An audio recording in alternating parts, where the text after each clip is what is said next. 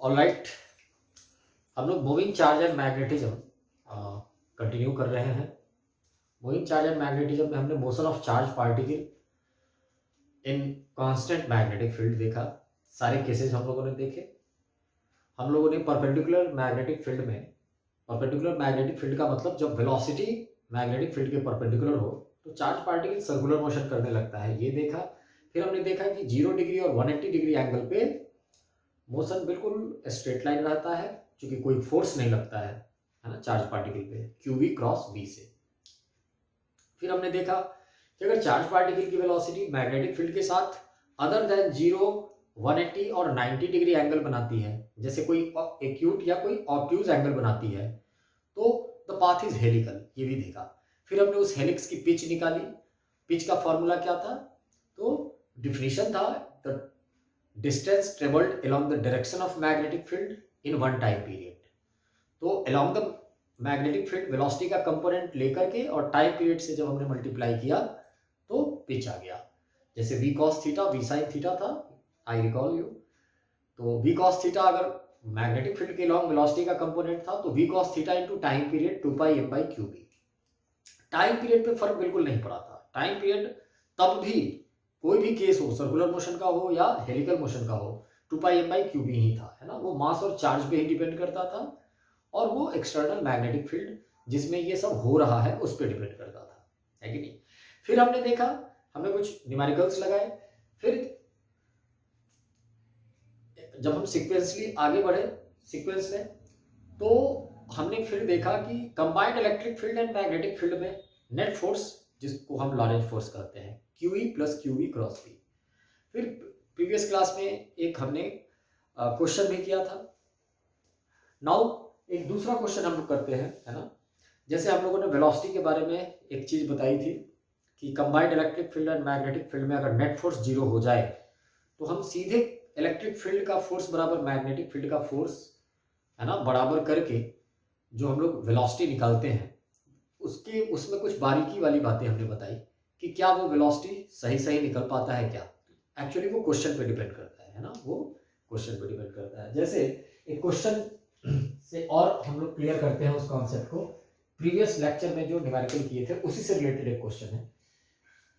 Question है, ए charge particle of mass m and charge plus q has velocity v I cap. It is undeviated in a magnetic field, in an electric field, E naught J cap. मतलब एक charge particle है जिसका मास m है, charge उस पर plus q है, यानी वो पॉजिटिव चार्ज पार्टिकल है। उसकी वेलोसिटी x एक्सिस की तरफ है v I cap। वो अनडेविएटेड, अनडिफ्लेक्टेड किसी इलेक्ट्रिक फील्ड में जो कि E naught J cap है वो चला जाता है, मूव कर जाता है। तो what can you say about the magnetic field? What can you say about the magnetic field? है ना, क्वेश्चन है what can you say about the magnetic field? Objective type question रहेगा तो आप चारों ऑप्शन में से जो बेस्ट सुटेबल ऑप्शन होगा उसको आप ढूंढ लीजिएगा। तो what can you say about magnetic field को अगर मैं डिस्कस करूं तो बहुत सारे ऑब्जेक्टिव क्वेश्चंस का इसमें जवाब मिल सकता है। जो वैरायटी के ऑब्जेक्टिव क्वेश्चंस ऐसे फंडे से रिलेटेड पूछे जा सकते हैं। तो देखिए, हम मैग्नेटिक फील्ड के बारे में क्या कह सकते हैं। हमारा जो एक चार्ज पार्टिकल है जिसका मास m है, प्लस q चार्ज है उस पर, उसकी वेलोसिटी की बात करें v तो ये v I कैप है। और अगर इलेक्ट्रिक फील्ड की बात करें तो ये E naught J कैप है। मतलब पॉजिटिव y में फील्ड है इलेक्ट्रिक फील्ड और पॉजिटिव x में वेलोसिटी है। मैग्नेटिक फील्ड के बारे में क्या कहेंगे कि अगर वो अनडेविएटेड चला जाता है तो फिर अनडेविएटेड का मतलब क्या हुआ? अनडेविएटेड का मतलब हुआ नेट फोर्स 0 हो गया, है ना। हमारे चार्ज पार्टिकल पे नेट फोर्स क्या हुआ? 0 हुआ। तो मान लो लेट ऐसे सिचुएशन में हम मैग्नेटिक फील्ड को अपने मन से नहीं मान लेंगे। यहाँ पे ये अप्रोच लगाना कि हम एक काम करते हैं, इलेक्ट्रिक फील्ड वाले फोर्स के just equal and opposite magnetic field वाले फोर्स को कर देते हैं और हम मैग्नेटिक फील्ड निकाल लेते हैं। अगर आप ऐसे करने जाएंगे तो हो सकता है वो अधूरा आंसर निकले। अच्छा, हो सकता है वो आपका आंसर सही भी आ जाए, ये डिपेंड करता है क्वेश्चन पे। लेकिन ऐसे क्वेश्चंस में थोड़ा सा अपने थिंक टैंक को ब्रॉड करने की जरूरत है। आप अपने पहले मन से मान लो एक आध क्वेश्चन, जैसे प्रीवियस लेक्चर का क्वेश्चन और ये क्वेश्चन आपको बहुत सारी चीजों को क्लियर कर देगा। Let magnetic field B B is equal to, अब हमें तो पता नहीं है what can you say about magnetic field. हो सकता है मैग्नेटिक फील्ड के तीनों कंपोनेंट हो, क्योंकि मैग्नेटिक फील्ड एक वेक्टर क्वांटिटी है। तो let it be B is equal to b1 i cap plus b2 j cap plus b3 k cap. हम अपने मन से जब मान लेंगे ना कि मैग्नेटिक फील्ड के मान लो तीनों कंपोनेंट हैं, तो ऑटोमेटिकली वो सॉल्व होकर के आ जाएगा कि b1 कितना होना चाहिए, b2 कितना होना चाहिए, b3 कितना होना चाहिए, या इसमें से इन तीनों में से किसको नहीं होना चाहिए। ऐसी ऐसी बातें ऑटोमेटिकली निकल के आ जाएंगी। तो चूंकि अनडेविएटेड हमारा चार्ज पार्टिकल चला जाता है ना, हमारा चार्ज पार्टिकल चूंकि अनडेविएटेड चला जाता है, तो what we can write QE plus QV cross B, यही नेट फोर्स हमारा हो जाएगा, and that is equal to 0। QE is Q, E is E not J cap plus Q V cross B, V is B I cap, cross B को हम लोग लिख सकते हैं B1 I cap plus B2 J cap plus B3 K cap. This is the magnetic field, which implies what?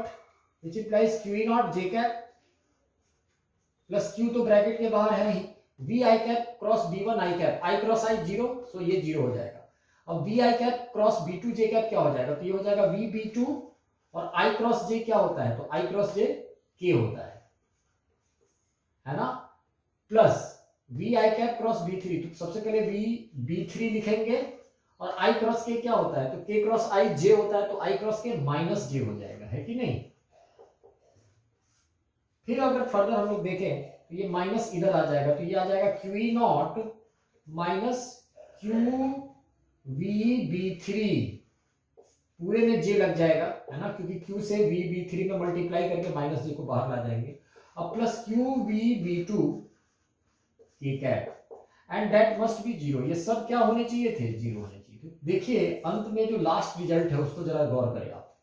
ये एक vector है जिसके दो कंपोनेंट हैं, y component and z component, और इस वेक्टर को 0 होना है। तो किसी भी वेक्टर को 0 होने के लिए उसके सारे individual x, y and z components को 0 होना होगा, यानी इसे भी 0 होना होगा, इसे भी 0 होना होगा। तो यहां से एक रिजल्ट आएगा कि सबसे पहले अगर हम लोग यहां लिखे, है ना, QE not minus QVB3 is equal to 0, ये होना चाहिए।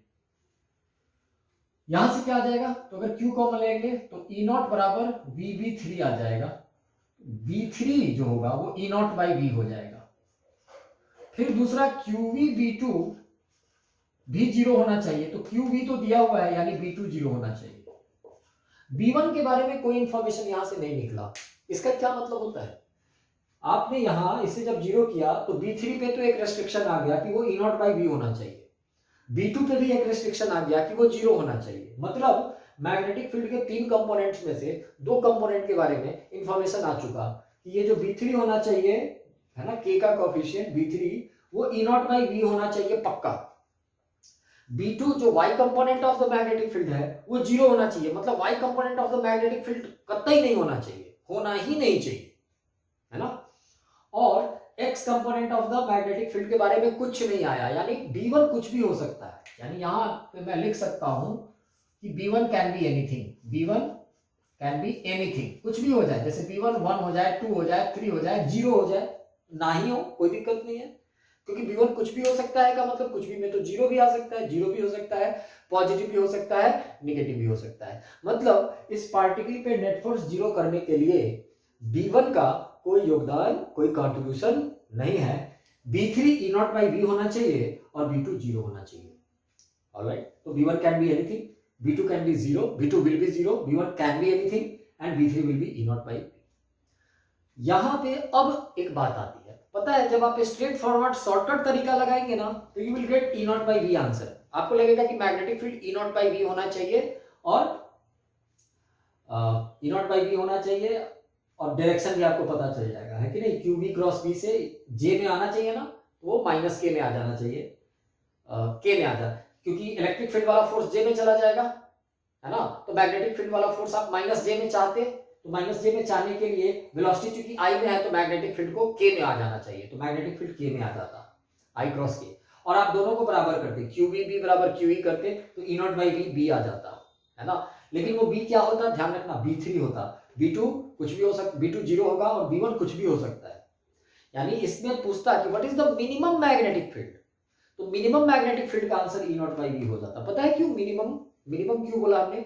मिनिमम इसलिए बोला क्योंकि B1 कैन बी एनीथिंग, अगर B1 कुछ भी हो जाएगा तो मैग्नेटिक फील्ड का मैग्नीट्यूड तो बढ़ जाएगा। जैसे मैं आपसे कहूं कि इसके लिए मैग्नेटिक फील्ड, इस सिचुएशन के लिए ये B1 आई कैप प्लस B2 जे कैप प्लस B3 के कैप में मैग्नेटिक फील्ड इसके अनुसार कितना होना चाहिए, तो मैग्नेटिक फील्ड यहां का आंसर ये भी हो सकता है 2 I cap plus E not by B के कैप, ये भी ठीक आंसर है। तो अगर ऐसा मैग्नेटिक फील्ड आ जाए तो इसका मैग्नीट्यूड की अगर बात करो तो मैग्नीट्यूड में तो अंडर रूट आई का स्क्वायर 2 का square 4 plus E naught by B का होल स्क्वायर यानी E naught square by B square हो जाएगा, है ना। 3 आई कैप भी हो सकता है, 4 आई कैप भी, क्योंकि आई से कोई मतलब नहीं है। तो मिनिमम कब होगा, जब केवल जेड कंपोनेंट होगा, क्योंकि अगर आई कंपोनेंट भी होगा वाई कंपोनेंट तो जीरो होना है। अगर एक्स का कंपोनेंट हुआ तो मैग्नेटिक फील्ड के मैग्नीट्यूड को वो बढ़ा देगा, क्योंकि जब आप मैग्नीट्यूड निकालेंगे तो अंडर रूट आई के कोएफिशिएंट का स्क्वायर प्लस जेड के कोएफिशिएंट का स्क्वायर। तो यहां अगर ये पूछता कि what is the minimum magnetic field which will fulfil this situation, fulfil this condition कि नेट फोर्स जीरो हो जाए, अनडेविएटेड चला जाए, तो E not by B field answer होता। लेकिन what can be magnetic field का ये जवाब सही है कि B3 ये होना चाहिए, B2 जीरो होना चाहिए, B1 एनीथिंग हो सकता है ना। ये B1 जो एनीथिंग मैंने बोला, B को मिनिमम करने के लिए इस एनीथिंग को जीरो होना होगा, इस एनीथिंग को जीरो होना होगा, क्योंकि मैग्नीट्यूड निकालने में इसके भी स्क्वायर का अंडर रूट ऐड होता है E नॉट बाई बी के स्क्वायर। ऑलराइट, तो ऐसे प्रोसीड करेंगे आप क्वेश्चंस को करने में।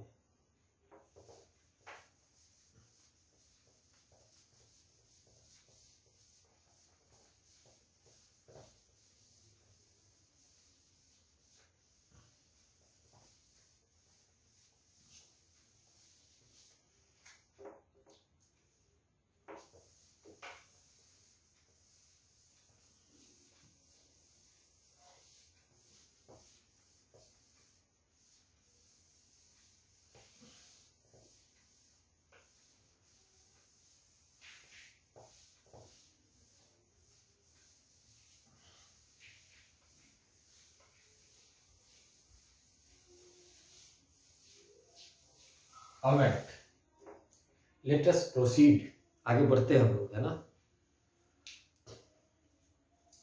ओके,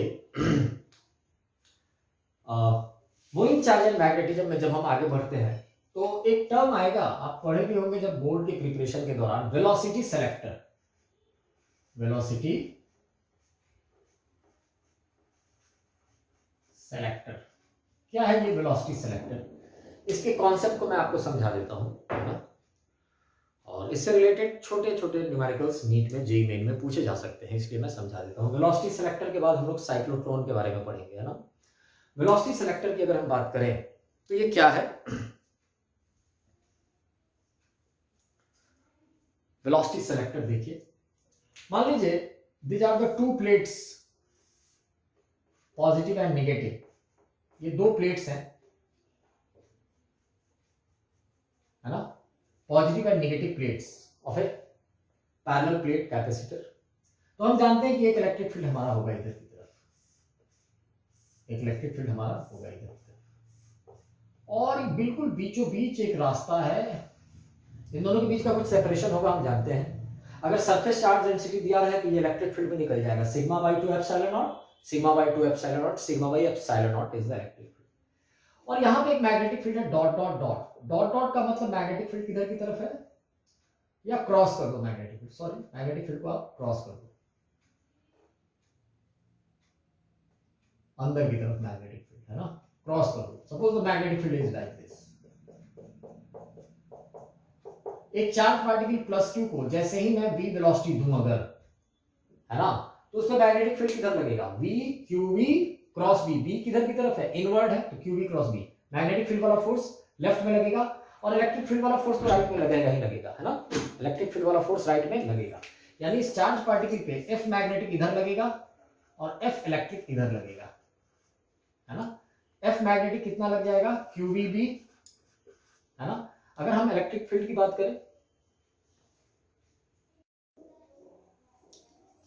ऑलराइट, तो इस केस में qvb मैग्नेटिक फोर्स हो जाएगा, कारण क्योंकि वेलोसिटी v आपने दिया है बिल्कुल दोनों प्लेट्स के पैरेलल, है ना, ऊपर की तरफ। तो एक्स वाई जेड अगर आप बनाएंगे तो सारी चीजें डायरेक्शन वाइज भी यहाँ बिल्कुल क्लियर है। जैसे मैं कह सकता हूँ इलेक्ट्रिक फील्ड हमारा एक्स की तरफ है, वेलोसिटी हमने वाई की तरफ दिया है, और मैग्नेटिक फील्ड नेगेटिव जेड की तरफ है, क्योंकि inward magnetic field outward positive Z होगा तो इनवर्ड नेगेटिव जेड होगा। तो यहाँ बिल्कुल सारे डायरेक्शंस क्लियर है चुकी, इसलिए हम सीधे कहेंगे कि हमारा QB बराबर QE है यहाँ, है ना। अगर इलेक्ट्रिक फील्ड E है और मैग्नेटिक फील्ड B है तो Q से Q कैंसिल, ये V is equal to E by B. अगर V is equal to E by B है तो ये चार्ज पार्टिकल बिल्कुल सीधे चला जाएगा, अनडेविएटेड चला जाएगा, क्योंकि मैग्नेटिक फोर्स और इलेक्ट्रिक फोर्स दोनों एक दूसरे को क्या कर जाएंगे, कैंसिल आउट कर जाएंगे। कैंसिल आउट करने से नेट फोर्स 0 हो जाएगा। तो magnetic force V cross B इधर की तरफ, और इलेक्ट्रिक फोर्स QE इधर की तरफ, है ना, पॉजिटिव से नेगेटिव की तरफ, अगर ये पॉजिटिव चार्ज है तो, है कि नहीं। उसी तरीके से अगर हम देखें डॉट रहता तो इलेक्ट्रिक फील्ड को उल्टा होना पड़ता, है ना, डॉट रहता तो इलेक्ट्रिक फील्ड को क्या होना पड़ता, उल्टा होना पड़ता। तो ऐसे सिचुएशन में क्या होगा, ऐसे सिचुएशन में ये चार्ज पार्टिकल बिल्कुल इस स्पीड से, मतलब किसी चार्ज पार्टिकल की speed v is equal to E by B यहां सेट कर दिया जाए। मान लीजिए आपके पास बहुत सारे चार्ज पार्टिकल है ना, और वेलोसिटी सेलेक्टर क्यों नाम पड़ा ये देखिए, तो होगा क्या, बहुत सारे चार्ज पार्टिकल है, वैरिंग स्पीड से, सबके अलग अलग, मान लो ये E बाई बी है 5 मीटर पर सेकेंड, आपके पास है 50 चार्ज पार्टिकल, लेकिन 50 चार्ज पार्टिकल में से 10-15 चार्ज पार्टिकल ऐसे हैं जिनकी स्पीड है 5 मीटर पर सेकेंड। तो आप इधर से जब रिलीज करेंगे तो जिनकी भी स्पीड 5 मीटर पर सेकेंड होगी वो सीधे अनडेविएटेड निकल जाएगी, और यहाँ पे एक एग्जिट पॉइंट होगा जहां पे आप उनको निकलते हुए देख सकते हैं, है ना। तो आपको तुरंत पता चल जाएगा कि जो यहां से निकला उसकी स्पीड 5 जरूर होगी, क्योंकि 5 होने से ही ऐसा होगा, स्ट्रेट लाइन में वो निकल पाएगा। उसी तरीके से मान लीजिए स्पीड ज्यादा है 5 से, सपोज किसी की स्पीड ज्यादा है, ऐसा नहीं है कि 5 वाले का ही पता चलेगा, 5 से कम वाले का भी पता चल जाएगा, 5 से ज्यादा वाले का भी पता चल जाएगा। E बाई बी बराबर सपोज 5, मैं एक एग्जाम्पल के सहारे समझा रहा हूं, 5 को है ना, यहाँ रूल मत समझ लेना, कुछ भी हो सकता है, 5,000 5 लाख कुछ भी हो सकता है, 5 लाख नहीं हो सकता है, क्योंकि 3 लाख से ज्यादा किसी की स्पीड नहीं हो सकती, है ना। अब देखिए यहाँ बात यह है कि 5 से ज्यादा E बाई बी से ज्यादा किसी की स्पीड होगी तो उसके साथ क्या होगा, तो E बाई बी से ज्यादा किसी की अगर स्पीड होगी तो QB भी बहुत ज्यादा हो जाएगा, यानी मैग्नेटिक फोर्स जो होगा, ये जो पर्टिकुलर 5 पे QB भी है वो तो QE के बराबर है। अगर V 5 से ग्रेटर हुआ तो मैग्नेटिक फोर्स ज्यादा हो जाएगा, और मैग्नेटिक फोर्स ज्यादा हो जाएगा तो वो इधर की तरफ डेविएट कर जाएगा। इधर की तरफ डेविएट करने का मतलब FM FE से ज्यादा हो जाएगा, तो वो लेफ्ट प्लेट पे यानी पॉजिटिव प्लेट पे जाके टकरा जाएगी। 5 हुआ तो सीधे निकल जाएगी, और 5 से कम हुआ तो वो किधर, 5 से अगर कम हुआ तो वो चार्ज पार्टिकल इधर जाके टकरा जाएगी। तो आप इन दोनों प्लेट्स और इस एग्जिट पॉइंट पे चार्ज पार्टिकल्स को कलेक्ट करेंगे और सबका अंदाजा लगा लेंगे। जो नेगेटिव प्लेट पे कलेक्ट होगा उसकी स्पीड 5 से कम होगी, अब 3 होगी कि 4 होगी वो अलग बात है, ठीक है ना। 5 से ज्यादा होगी वो पॉजिटिव प्लेट पे आप जाके टकरा जाएगा, और जिसकी बिल्कुल एग्जैक्ट 5 होगी वो सीधे एग्जिट करके निकल जाएगा। तो इसीलिए वेलोसिटी सेलेक्टर ऐसे सेटअप को कहा जाता है कि सेलेक्टेड वेलोसिटी वालों का जगह अलग अलग है, 2 प्लेट अलग अलग और एक सीधे एग्जिट पॉइंट अलग अलग। ध्यान रखेंगे, इस पे सिंपल ही न्यूमेरिकल आएगा, QVB is equal to QE।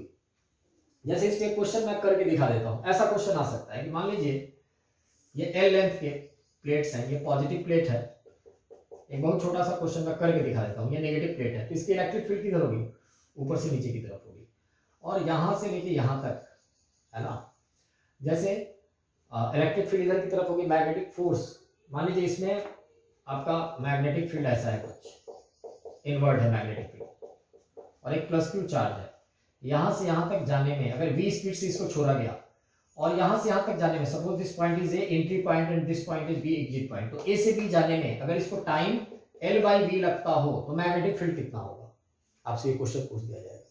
मतलब ये बोला नहीं है कि ये स्ट्रेट लाइन में जाएगा, लेकिन ये बोला है कि चार्ज पार्टिकल को V स्पीड यहां देके छोड़े और B तक जाने में A से B तक का शॉर्टेस्ट डिस्टेंस L है और L बाई V टाइम लग रहा है। पता है ऐसा कब होगा, A से B तक जाने में इस चार्ज पार्टिकल को L बाई V टाइम तभी लगेगा जब ये बिल्कुल स्ट्रेट लाइन में कांस्टेंट स्पीड से चले, है ना, तभी जाके डिस्टेंस बाई स्पीड टाइम हो पाएगा। इसका मतलब पक्का है कि ये चार्ज पार्टिकल कांस्टेंट स्पीड से चल रहा है, कांस्टेंट स्पीड से चलने का मतलब नेट फोर्स इस पे 0 है, इसका मतलब net magnetic force net electric force के बराबर है। अब इलेक्ट्रिक फोर्स तो हमारा ऊपर से नीचे लग रहा है, क्योंकि पॉजिटिव से नेगेटिव की तरफ इलेक्ट्रिक फील्ड, चार्ज पॉजिटिव तो फील्ड की तरफ force electric force, magnetic force जरूर ऊपर लगना चाहिए। और मैग्नेटिक फोर्स ऊपर कितना लगेगा, तो चूंकि मैग्नेटिक फील्ड वेलोसिटी के भी परपेंडिकुलर, इसलिए क्यूवी भी लगेगा। तो क्यूवी भी बराबर क्या हो जाना चाहिए, mv²/r, हाँ सॉरी m क्यूवी भी बराबर क्यूई होना चाहिए। तो क्यू से क्यू कैंसिल, v कितना हो जाएगा, b कितना हो जाएगा, b हो जाएगा E/v, मैग्नेटिक फील्ड E/v हो जाएगा, क्योंकि bv is equal to E, तो b आ गया E/v, यानी इस स्पीड और इलेक्ट्रिक फील्ड के टर्म में आपका मैग्नेटिक फील्ड आ गया। ठीक है ना, ऐसे क्वेश्चन आपसे पूछे जा सकते हैं। कभी कभी इस इलेक्ट्रिक फील्ड, इसका सरफेस चार्ज डेंसिटी सिग्मा दे देगा और इसका माइनस सिग्मा दे देगा, तब b क्या हो जाता, तो b हो जाता E, अब होता कितना, तो सिग्मा बाई एप्सिलॉन नॉट हो जाता बाई v। क्यों, क्योंकि इलेक्ट्रिक फील्ड का एग्जैक्ट वैल्यू ना दे करके दोनों प्लेट्स का सिग्मा दे दिया, तो sigma surface charge density, sigma by 2 epsilon not, sigma by 2 epsilon not, दोनों की वजह से फील्ड हम लोग कैलकुलेट करते हैं और ऐड कर देते हैं, तो आसानी से ये आ जाता है कि नहीं। आगे बढ़ते हैं हम लोग।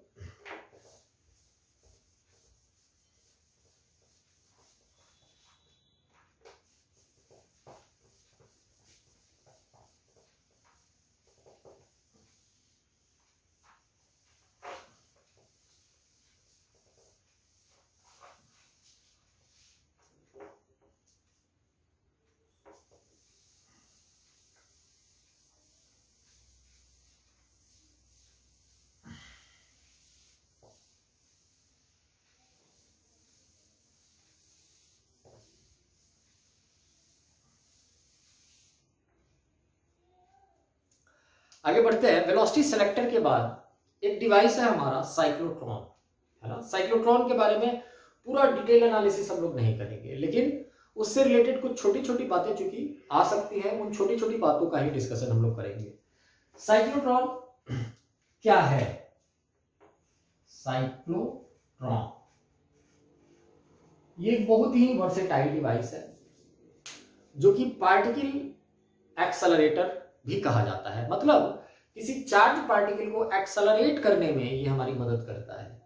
एक्सेलरेट करने का मतलब एक डिजायर्ड स्पीड तक, एक चार्ज पार्टिकल को बड़ी धीरे से हम एक स्पीड दे देते हैं, और ये साइक्लोट्रॉन करता क्या है, ये साइक्लोट्रॉन उसको उसकी स्पीड को बढ़ाता है। अब कैसे बढ़ाता है, यही उसका वर्किंग प्रिंसिपल से समझ में आएगा, है ना। स्पीड क्यों बढ़ाता है, क्या जरूरत पड़ी कि स्पीड बढ़ाएगा, है ना। किसी चार्ज पार्टिकल की बढ़ी हुई स्पीड, एक्सेस स्पीड से क्या फायदा है, तो हम देखेंगे न्यूक्लियर रिएक्शन में, है ना। बड़े बड़े न्यूक्लियस पे हम प्रोटॉन से हमला करते हैं, अटैक करते हैं, तो प्रोटॉन की स्पीड अच्छी खासी होनी चाहिए ताकि न्यूक्लियस को जाए, उसको तोड़े, है ना, उसका फ्यूजन हो, क्या क्या हो, है कि नहीं।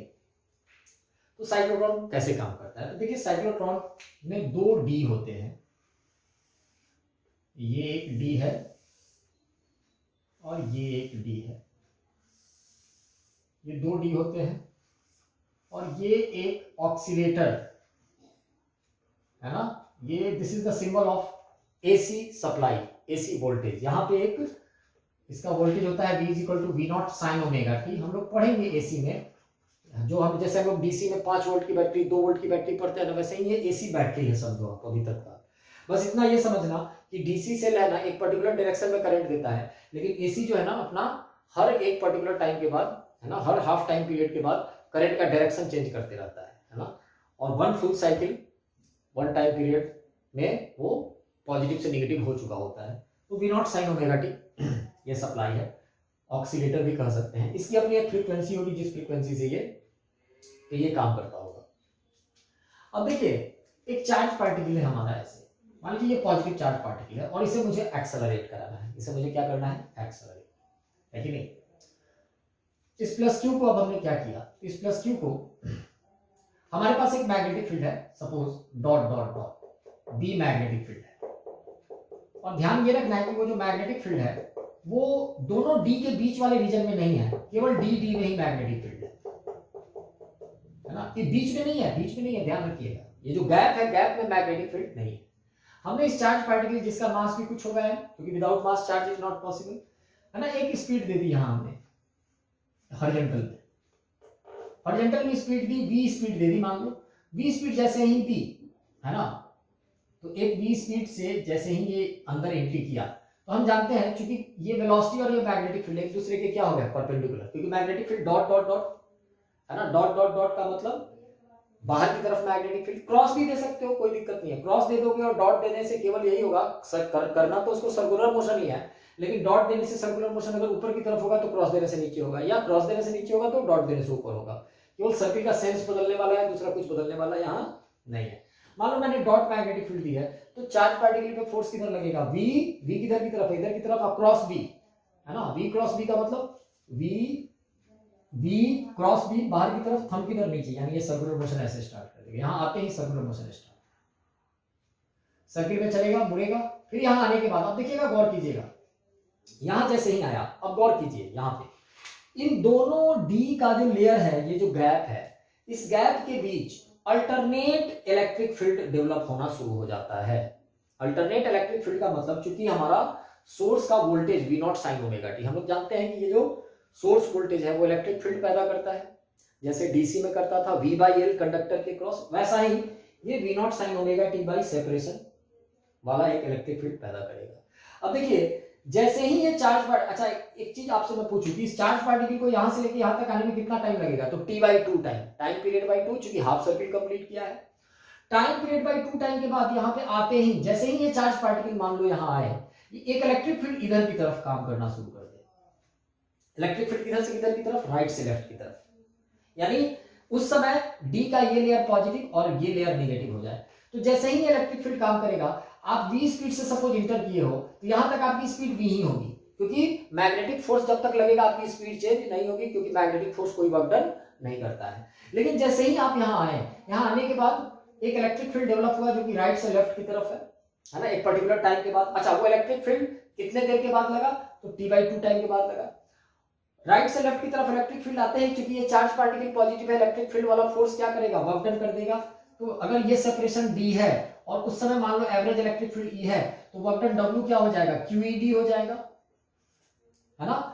हालांकि ध्यान रखना है, ये इलेक्ट्रिक फील्ड टाइम पे डिपेंड करने वाला है, क्योंकि वोल्टेज टाइम पे डिपेंड करने वाला है, लेकिन यहां से लेके यहां तक का जो सेपरेशन है बहुत ही कम है। तो हम QED, अगर इस दौरान एक कांस्टेंट इलेक्ट्रिक फील्ड ई काम करे सपोज, तो हम कह सकते हैं कि इलेक्ट्रिक फील्ड वाला फोर्स कितना वर्क डन करेगा, QE force into displacement D, QED यहां वर्क डन करेगा। जैसे ही ये QED वर्क डन होगा, एक डी से दूसरे डी में हमारा चार्ज पार्टिकल एंट्री कर जाएगा और हमारी स्पीड बढ़ जाएगी। हमारी स्पीड क्या हो जाएगी, इंक्रीज कर जाएगी, है ना, क्योंकि work done by all forces is equal to change in kinetic energy. तो काइनेटिक एनर्जी हमारा इंक्रीज कर जाएगा, क्योंकि वर्क डन पॉजिटिव हुआ है। अब चलो, जैसे ही आप यहां पहुंचे, आपकी स्पीड v' कुछ हो गई, ये v' v से ज्यादा है। अब जैसे ही v' से आप एंट्री किए, फिर से फोर्स किधर लगेगा, तो डॉट v क्रॉस b बाहर की तरफ, ये आप ऐसे सर्किल में घूमोगे, ऐसे सर्किल में घूमोगे। अब ये v' से घूमोगे, तो हम जानते हैं कि रेडियस क्या होता है, mv/qb। समझना है मेरी बातों को, मतलब जैसे ही स्पीड बढ़ेगा आपका रेडियस भी क्या हो जाएगा, बढ़ जाएगा। यानी पहले आप इस रेडियस में चल रहे थे, ये आपका रेडियस था, ये आपका हाफ सर्किल था। अब v' पहले v से चलते थे तो ये रेडियस था, अब v' से चल रहे हैं, जो कि v' v से क्या है, ज्यादा है, तो अब आपका रेडियस भी बढ़ जाएगा। रेडियस बढ़ने का मतलब आप बड़े सर्किल में चलोगे, फिर यहां तक पहुंचोगे। अब चलो, आप यहां से suppose this point is A, this point is B, this point is C, this point is D. A से बी तक में कितना टाइम लगा था, T/2, तो सी से डी तक में भी कितना टाइम लगेगा, याद रखना T/2 ही, क्योंकि टाइम पीरियड को रेडियस और स्पीड से कोई लेना देना नहीं होता है। 2πm/q होता है टाइम पीरियड, है ना, वो तो मास और चार्ज पे डिपेंड करता है। तो सी से डी तक में फिर से आपको उतना ही टाइम लगा। अब समझिएगा, अभी इलेक्ट्रिक फील्ड किधर था, तो राइट साइड में पॉजिटिव प्लेट, लेफ्ट साइड में नेगेटिव प्लेट की तरफ था, मतलब इलेक्ट्रिक फील्ड राइट से लेफ्ट था, ये बोलना चाहिए। जैसे ही सी पे एंट्री आए, T/2 टाइम के बाद जब ये यहां पहुंचा, अब आप किधर चाहोगे कि इलेक्ट्रिक फील्ड हो, तो अब हम चाहते हैं कि इलेक्ट्रिक फील्ड राइट से, है ना, राइट से लेफ्ट से राइट की तरफ हो, यानी अब ये वाला लेयर पॉजिटिव और ये वाला लेयर नेगेटिव हो जाए। फिर यहाँ क्या होगा, तो इलेक्ट्रिक फील्ड एक वर्क डन कर देगा, इलेक्ट्रिक फील्ड का डायरेक्शन इधर हो जाए। मतलब हर T/2 टाइम के बाद इलेक्ट्रिक फील्ड अपनी पोलरिटी क्या करे, चेंज करे, V0 sin omega T. Voltage के साथ भी वही है, आप साइन का फंक्शन जब देखेंगे ना, तो हर T/2 टाइम के बाद एक बार वोल्टेज पॉजिटिव होगा, फिर आधी देर के लिए नेगेटिव होगा, और पूरे टाइम के सम को टाइम पीरियड कहते हैं। जैसे V0 sin ओमेगा टी को जब आप ड्रॉ करेंगे वोल्टेज टाइम ग्राफ, क्योंकि जैसा वोल्टेज टाइम ग्राफ वैसा ही इलेक्ट्रिक फील्ड टाइम ग्राफ हो जाएगा। तो this graph will be like this, and this time is T/2 and this time is T, and T is 2π/ω, हम जानते हैं। इसके बारे में डिटेल पढ़ेंगे जब हम लोग AC पढ़ेंगे, SHN पढ़ेंगे, ठीक है ना, ध्यान रखेंगे। तो देखिए 0 से लेकर T/2 तक वोल्टेज क्या है, पॉजिटिव, T/2 से T तक क्या है, वोल्टेज क्या है, नेगेटिव। उसी तरीके से 0 से t/2 तक इलेक्ट्रिक फील्ड यहाँ क्या रहेगा, पॉजिटिव, 0 से t/2, फिर t/2 से t तक इलेक्ट्रिक फील्ड नेगेटिव का मतलब आप समझ रहे हो कि इलेक्ट्रिक फील्ड अगर राइट से लेफ्ट पॉजिटिव है तो लेफ्ट से राइट क्या हो जाएगा, नेगेटिव हो जाएगा। तो ये सेंस चेंज होने का ये मतलब हुआ। फिर यहाँ आते ही इलेक्ट्रिक फील्ड वर्क डन करेगा। अब ये v डबल डैश स्पीड से यहाँ एंट्री करेगा। ऑलराइट, तो अब यहां से जब ये एंट्री करेगा लेफ्ट से राइट तो v double dash speed v dash से भी ज्यादा होगी। जब ये v double dash speed v dash से भी ज्यादा होगी तो अब रेडियस और ज्यादा होगा। Now it will move like this. फिर यहां फिर से स्पीड ज्यादा होगी, now it will move like this. तो जैसे जैसे ये मूव करता जाएगा, है ना, ध्यान रखना है गैप में स्पीड बिल्कुल, गैप में कर्व लाइन नहीं होना चाहिए, गैप में बिल्कुल स्ट्रेट चलेगा, क्योंकि गैप में केवल इलेक्ट्रिक फील्ड है, मैग्नेटिक फील्ड नहीं है। मैग्नेटिक फील्ड डी में है, गैप में नहीं है। इलेक्ट्रिक फील्ड गैप में है, डी में नहीं है, ध्यान रखेंगे। तो ऐसे करते करते एक पर्टिकुलर स्पीड तक। ऑलराइट, तो पिछले वीडियो में हमने साइक्लोट्रॉन को देखा। साइक्लोट्रॉन में कैसे अल्टरनेट इलेक्ट्रिक फील्ड की वजह से हमारा चार्ज पार्टिकल जब कभी भी एक डी से दूसरे डी को क्रॉस करता है ना, इसे मैं D1 और इसे मैं D2 कह रहा हूं, तो एक डी से दूसरे डी को जैसे ही ये क्रॉस करता है ये एक्सेलरेट हो जाता है। एक्सेलरेट किसकी वजह से होता है, तो इलेक्ट्रिक फील्ड की वजह से होता है। यहाँ ध्यान रखेंगे कि यहाँ जो हम लोग ऑक्सीलेटर लगाए हुए होते हैं उस ऑक्सीलेटर का फ्रीक्वेंसी उतना ही होना चाहिए जो हमारे पार्टिकल के मोशन की फ्रीक्वेंसी है। अगर डी के सेपरेशन, डी के दोनों के बीच डी का सेपरेशन डी है तो वर्क डन इज QED भी हम लोग यूज करते हैं, है ना। बहुत कम देर के लिए इलेक्ट्रिक फील्ड को ऐसा मानते हैं कि वो कांस्टेंट रहा होगा। हालांकि इलेक्ट्रिक फील्ड टाइम का फंक्शन होता है। इलेक्ट्रिक फील्ड भी E is equal to something E0 sin omega T जैसा होता है, क्योंकि voltage V is equal to V0 sin omega T plus phi भी आ सकता है, यहाँ नो इशू। लेकिन एवरेज वैल्यू की बात करें, इफेक्टिव वैल्यू को जैसे हम RMS वैल्यू लेकर भी काम कर सकते हैं।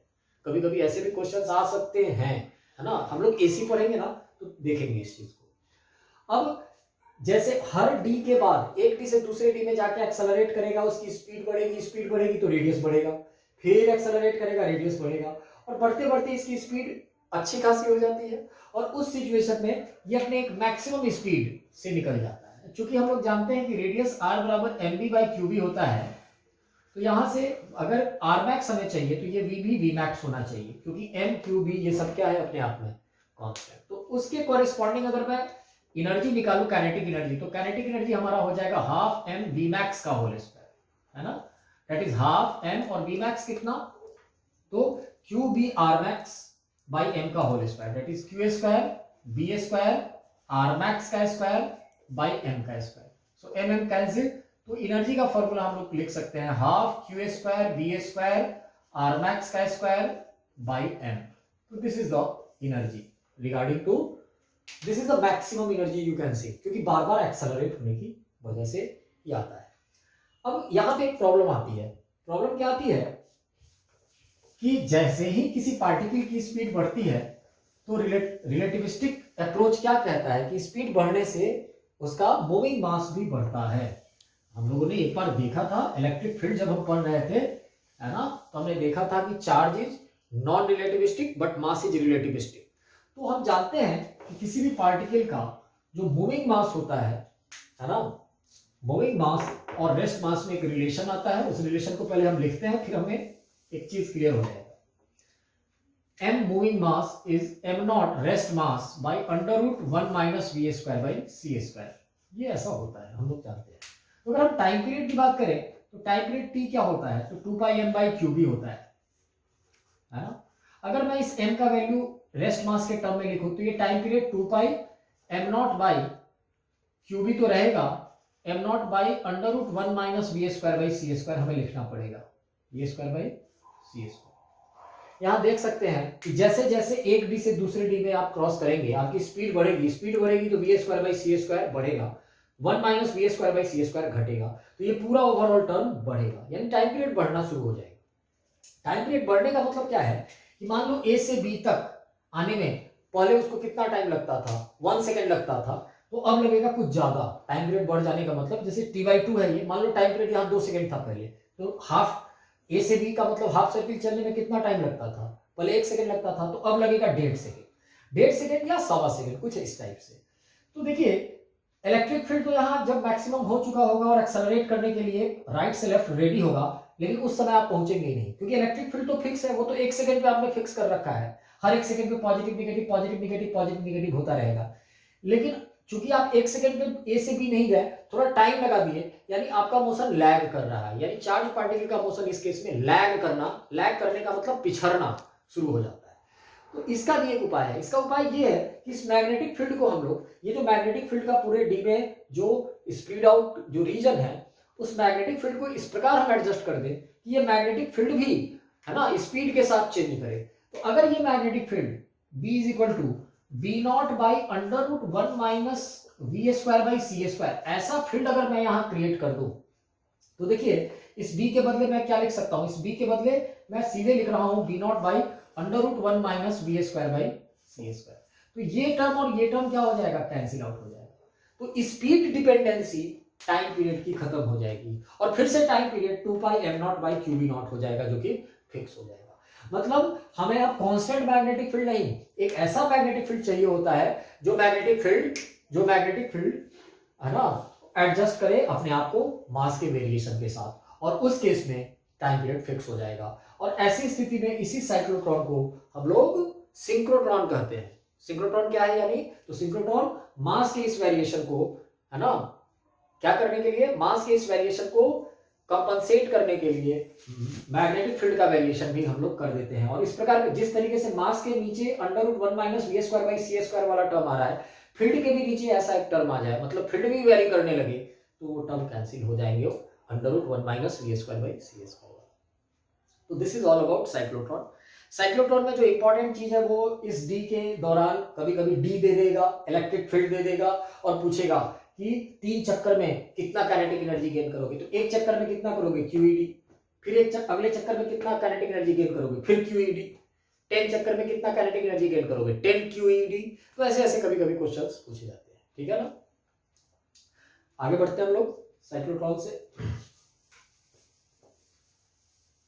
तो साइक्लोट्रॉन पढ़ा हम लोगों ने,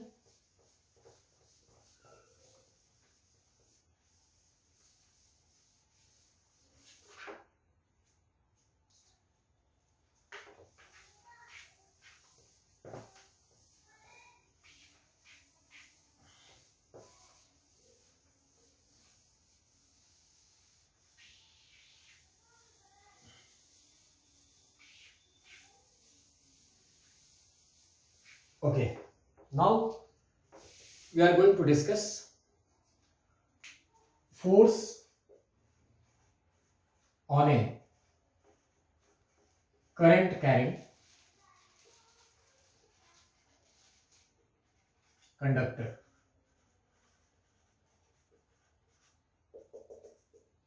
एक करंट कैरिंग कंडक्टर पे फोर्स कैसे लगता है, ये अब हम लोग देखने जा रहे हैं, है ना। करंट कैरिंग कंडक्टर, हमने देखा कि किसी चार्ज में अगर वेलोसिटी हो तो उस पर मैग्नेटिक फोर्स लगता है QV क्रॉस B, है ना। आप लोग बोर्ड के प्रिपरेशन के दौरान force on A current carrying conductor पढ़े होंगे, आपने ऐसा कुछ पढ़ा होगा, है ना।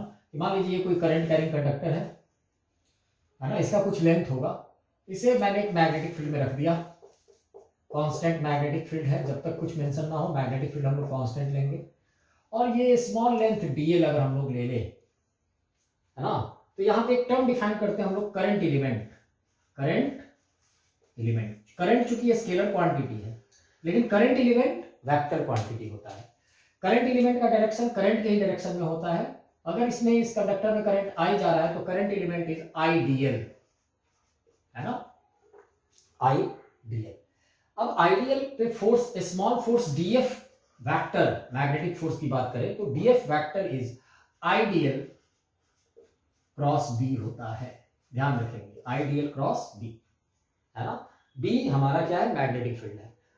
अगर IDL क्रॉस B, अच्छा ध्यान रखेंगे कि जब आप इंटीग्रेट करेंगे IDL को, अगर इसको हम पूरा सॉल्व करें और मैग्नेटिक फील्ड हमारा कांस्टेंट हो, मैग्नेटिक फील्ड कांस्टेंट हो, तो देखिए IDL का इंटीग्रेशन बाहर अगर मैं करूं तो IDL का इंटीग्रेशन, अगर ये छोटे छोटे DLs का इंटीग्रेशन करोगे तो देखिए वेक्टर रूल, अगर ये छोटा सा वेक्टर हो, ये छोटा सा वेक्टर हो, ये छोटा सा वेक्टर हो, मतलब ये जो कर्व शेप का जो कंडक्टर है इसमें DL को इंटीग्रेट करेंगे तो this point is initial and this point is final, you will get the shortest distance between initial and final point.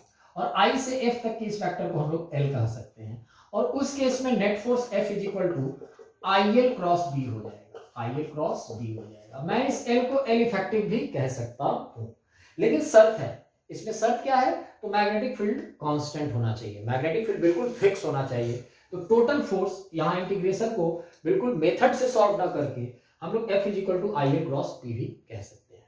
उसी तरीके से अगर इस मैग्नेटिक फील्ड में एक लूप होता, सपोज एक नया फिगर मैं बनाता हूं, यहां पे मैं एक लूप बना दूं, एक अजीबोगरीब मैं लूप ले लूं, सर्कुलर लूप भी मैं ले सकता हूं, और उस लूप में करंट, लूप का मतलब करंट का एक सेंस होना चाहिए, है ना।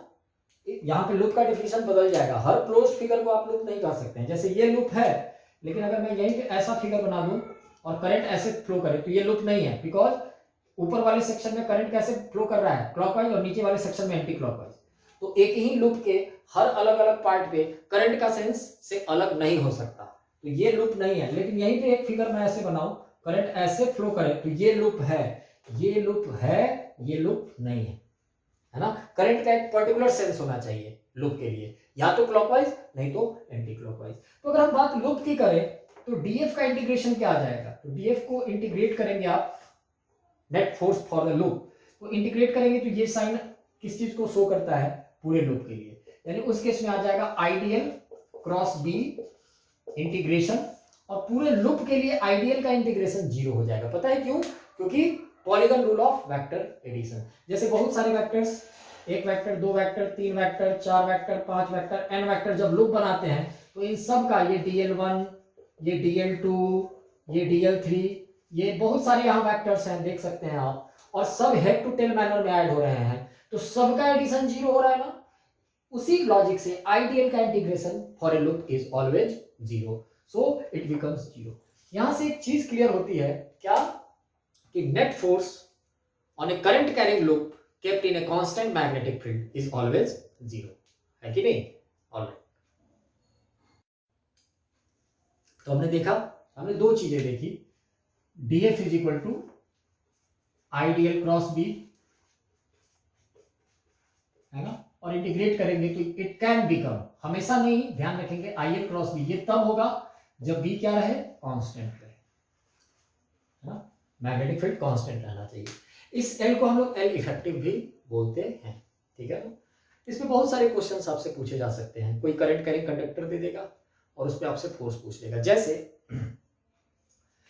सपोज ये करंट कैरिंग कंडक्टर है, ये हॉरिजॉन्टल सरफेस पे रखा हुआ है, एल लेंथ का एक कंडक्टर है, इसमें करंट ऊपर की तरफ आई जा रहा है, और मैग्नेटिक फील्ड कुछ ऐसा है, मैग्नेटिक फील्ड कुछ ऐसा है, बी मैग्नेटिक फील्ड है ना, हॉरिजॉन्टल सरफेस पे रखा हुआ है, मतलब आप इस वर्टिकल प्लेन को हॉरिजॉन्टल समझना है, ऐसे समझना है ना, जैसे ऐसे हॉरिजॉन्टल सरफेस, करंट ऐसे जा रहा है, मैग्नेटिक फील्ड है ना डाउनवर्ड है, क्योंकि इसके हिसाब से इनवर्ड हो गया मैग्नेटिक फील्ड।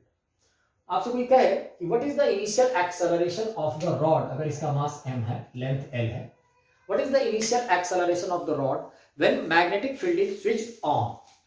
तो देखिए, मैग्नेटिक फील्ड को स्विच ऑन करते ही इस पे एक फोर्स लगेगा आईएल क्रॉस बी। पता है आईएल क्रॉस बी मैं डायरेक्ट क्यों बोल रहा हूं, बिकॉज बी इज कांस्टेंट। वो फोर्स किधर लगेगा ये भी हम लोग देख सकते हैं, आईएल क्रॉस बी, यानी एल के तरफ अपने राइट हैंड के चारों उंगलियों को ले जाएंगे। एल किधर होता है, तो जिधर करंट फ्लो करता है, क्योंकि आईएल करंट एलिमेंट है ना, तो आईएल क्रॉस बी किधर है, बी किधर की तरफ है, अंदर की तरफ है, तो आईएल क्रॉस बी, थंब किधर जाएगा, लेफ्ट में, तो इस पे फोर्स किधर लगेगा, तो हम जानते हैं कि सारे फोर्स को हम कहां लगा देते हैं, अगर किसी बॉडी पे कोई फोर्स लगता है और एग्जैक्ट पॉइंट उसके लगने का नहीं पता है, तो उसको हम लोग सेंटर ऑफ मास पे लगा देते हैं। हम लोग ऐसा मान लेते हैं कि वो एक्सटर्नल फोर्स कहां पे एक्ट कर रहा होगा, सेंटर ऑफ मास पे एक्ट कर रहा होगा। हम देखो, कोई भी फोर्स हम सेंटर ऑफ मास पे लगा के क्वेश्चन को कर सकते हैं, शर्त यही है कि हम एक्सेलरेशन निकाल रहे हो तब। ये Newton second law of motion और रोटेशन में आपको हम रिवाइज कराएंगे, पढ़ाएंगे। आपका कैसा भी बॉडी हो, उस बॉडी पे कुछ भी फोर्स लगे, जैसे मैं, ये पूरी बॉडी है मेरी, मेरे सर पे फोर्स लगे, पेट पे लगे, थाई पे लगे, टू पे लगे, कहीं भी लगे फोर्स, आप इन सारे फोर्स को मेरे सेंटर ऑफ मास पे मान सकते हो। पता है कब, जब मेरे एक्सेलरेशन की बात हो रही है। लेकिन अगर मेरे रोटेशन की बात हो, है ना, मेरे एंगुलर एक्सेलरेशन की बात हो, तब ऐसा नहीं करेंगे। कारण, क्योंकि एंगुलर एक्सेलरेशन और रोटेशन जैसी चीज को कौन पैदा करता है, टॉर्क। और जब अलग अलग पॉइंट्स पे फोर्स लगेंगे तो उनके टॉर्क का भी ध्यान रखना होगा। इसलिए मैं एक स्टेटमेंट बोल रहा हूं, दिमाग में बिठा लीजिएगा कि जब कभी भी हम किसी बॉडी के बल्क, बॉडी कैसा भी बॉडी हो, पॉइंट मास हो, अजीबोगरीब मास हो, जब हम कभी भी हम किसी बॉडी के सेंटर ऑफ मास के एक्सेलरेशन की बात करते हैं या उसके एक्सेलरेशन की बात करते हैं, क्योंकि किसी बॉडी के एक्सेलरेशन की बात करने का मतलब ही होता है उसके सेंटर ऑफ मास की बात करना, उसके ट्रांसलेशन के बारे में बात करना। तो उस केस में हम बॉडी पे लगने वाले सारे फोर्सेस को ये मान लेते हैं कि वो सेंटर ऑफ मास पे लग रहा है। तो ये जो फोर्स लगा है IL क्रॉस बी, है ना, ये IL क्रॉस बी लगा किधर है बेसिकली, तो IL राइट हैंड के चारों उंगलियों को IL की तरफ ले जाएंगे, क्रॉस बी की तरफ अपने थंब के अलावा जो चारों उंगली है कर्ल करेंगे, तो बी किधर की तरफ है, इनवर्ड है, तो IL क्रॉस बी, थंब किधर गया, लेफ्ट में गया। फोर्स कहां लगा देंगे, तो रॉड के सेंटर ऑफ मास पे, यानी इधर की तरफ फोर्स लगेगा। ये फोर्स कितना लगेगा, तो इस फोर्स को अगर हम लोग लिखना चाहें तो ये हो जाएगा IL और B एक दूसरे के परपेंडिकुलर, तो इट इज सिंपली BI, है ना। एक बहुत छोटा सा क्वेश्चन मेरे ध्यान में आ रहा है, अगर आपसे मैं पूछ दूं कि ये B की यूनिट तो टेस्ला होती है, डायमेंशन क्या होता है, तो B बराबर F/IL हो जाएगा कि नहीं हो जाएगा, F/IL, F Newton by I ampere और L लेंथ मीटर, न्यूटन पर एम्पियर मीटर, है ना। अगर डायमेंशन की बात करें तो न्यूटन का हो जाएगा mL/t-2 बाई A और ये L cancel, m/t-2 A-1, this is the dimensional formula of magnetic field, m/t-2 A-1. The dimension of mass is 1, the dimension of time is -2, the dimension of ampere is -1, the dimension of length is 0 because length है ही नहीं। बहुत simple सा question है ना। ये छोटी छोटी बातों का भी ध्यान रखना है जब आप मेडिकल नीट की तैयारी कर रहे हैं, तो यही सब चीज पूछ देगा सीधे डायरेक्ट। ऑलराइट, तो ये B = IL किधर लगा, लेफ्ट में लगा, तो इसका एक्सेलरेशन A क्या हो जाएगा, तो एक्सेलरेशन A हो जाएगा external force by mass, so BIL/m, this is the acceleration. अच्छा, यहीं पे आपसे पूछ देता कि what should be the minimum coefficient of friction so that it doesn't move, तो इसे मूव नहीं करने देने के लिए जैसे ही इसमें फोर्स राइट से लेफ्ट लगता, एक फ्रिक्शनल फोर्स किधर लगना चाहिए, तो फ्रिक्शनल फोर्स तुरंत लेफ्ट से राइट लगना चाहिए, है ना। और फ्रिक्शनल फोर्स कितना लगना चाहिए उस केस में, तो लिमिटिंग केस में वो म्यू इनटू नॉर्मल लगना चाहिए, म्यू इनटू नॉर्मल।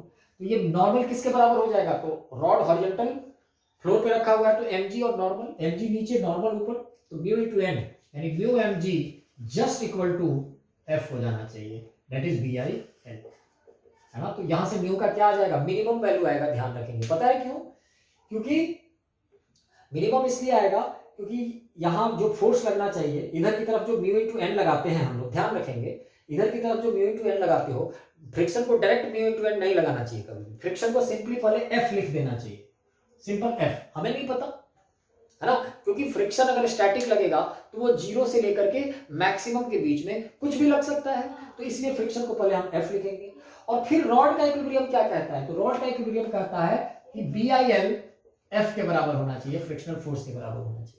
और ये जो फ्रिक्शनल फोर्स है ये म्यू इनटू n से क्या होना चाहिए, या तो बराबर होना चाहिए नहीं तो छोटा होना चाहिए, कारण क्योंकि mu into n maximum frictional force है।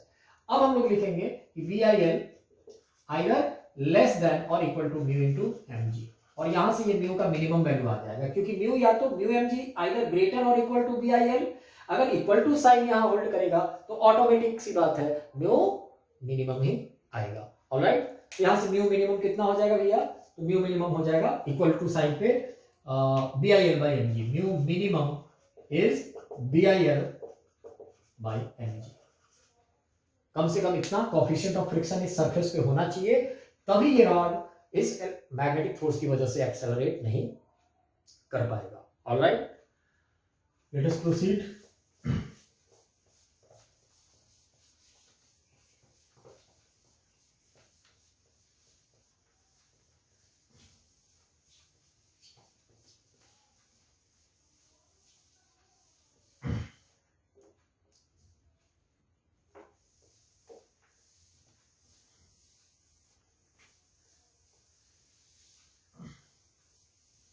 ओके, आगे बढ़ते हैं हम लोग। तो ये हमने एक simple conductor, current carrying conductor पर फोर्स देखा है कि नहीं। मान लीजिए एक और क्वेश्चन से हम लोग आगे बढ़ते हैं। Suppose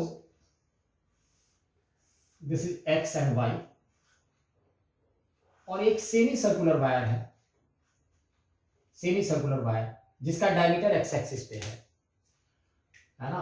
the radius is 2 metre, the current I is equal to 5 ampere, इसमें करंट आई फ्लो कर रहा है 5 ampere, the magnetic field is like this, magnetic field is like this, है ना। बी, ये है हमारा 2 टेस्ला, इधर की तरफ हो गया ये मैग्नेटिक फील्ड, अंदर की तरफ हो गया है ना। What is the force on the semicircular wire AB या OP? OP is a semicircular wire, है ना। सेमीसर्किल का मतलब O से लेके P तक ही वायर है, ये OP x एक्सिस है, ध्यान रखना है, OP क्या है, x एक्सिस है। करंट का सेंस आप देख रहे हो, फोर्स कितना हो जाएगा, तो FM के लिए हम लोग फिर क्या करेंगे, तो FM क्या हो जाएगा भैया, तो IL इफेक्टिव क्रॉस B, पता है मैं L इफेक्टिव अब क्यों लिख रहा हूं डायरेक्ट, क्योंकि दो बातें, एक तो B कांस्टेंट है और दूसरा जो डीएल का इंटीग्रेशन होता है वो इनिशियल पॉइंट से फाइनल पॉइंट को मिलाने वाला स्ट्रेट लाइन के बराबर होता है, लेंथ के बराबर, है ना।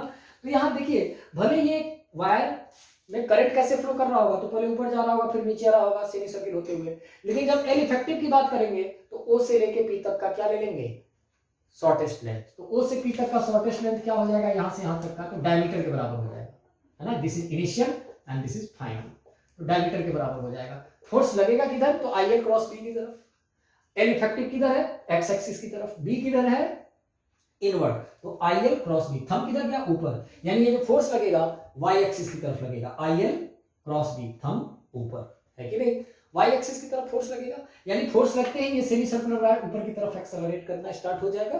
अगर हम फर्दर कुछ बातें करें तो फोर्स कितना हो जाएगा, तो आई एल कितना हो गया, आई कितना है 5 इंटू एल इफेक्टिव कितना हो गया, तो रेडियस इसका 2 है, तो डायमीटर कितना हो जाएगा 4, 5 into 4 into 2, that is 40 Newton answer, 40 Newton हमारा आंसर हो जाएगा, है कि नहीं। ऑलराइट, अगर इसी में क्वेश्चन कुछ ऐसा दे देता, सपोज समझना है मेरी बातों को, मान लीजिए ये O से P और एक और वायर से इसको जोड़ देते, यानी कंप्लीट D पूरी कर देते, तब कितना फोर्स लगता, सेम सिचुएशन, करंट 5 एम्पियर है, यहां भी 5 एम्पियर जा रहा है, 2 मीटर इसका रेडियस है और मैग्नेटिक फील्ड फिर से 2 टेस्ला है और इनवर्ट है, तो इस केस में नेट फोर्स क्या हो जाएगा, तो आपके ध्यान में आ रहा होगा कि ये तो सर लूप बन गया, O से P से फिर O, तो नेट फोर्स 0 होना चाहिए, नहीं, गलत हो जाएगा क्योंकि ये लूप नहीं है। पूछो क्यों, क्योंकि O से P करंट ऐसे जा रहा है, P से O अगर उल्टा करंट ऐसे आता, यानी करंट का एक पर्टिकुलर सेंस बनता, तब तो ये लूप कहलाता, लेकिन अभी ये लूप नहीं है, है ना। O से P भी करंट, O से P, अगर O से P इफेक्टिव लेंगे तो करंट O से P जा रहा है और OP सेक्शन में भी O से P जा रहा है, तो ऊपर वाले सेक्शन में फोर्स अलग और नीचे वाले सेक्शन में फोर्स अलग निकालेंगे तो दोनों फोर्स बराबर हो जाएंगे। कैसे, तो अगर आप इसको भूल जाओ 2 मिनट के लिए OP वाले कंडक्टर को, तो O से P के लिए भी एल इफेक्टिव OP होगा और O से P के लिए भी एल इफेक्टिव OP ही होगा, तो दो फोर्स ऐसे 40-40 न्यूटन के लग जाएंगे नेट फोर्स, तो 80 Newton is the answer. Alright, thank you.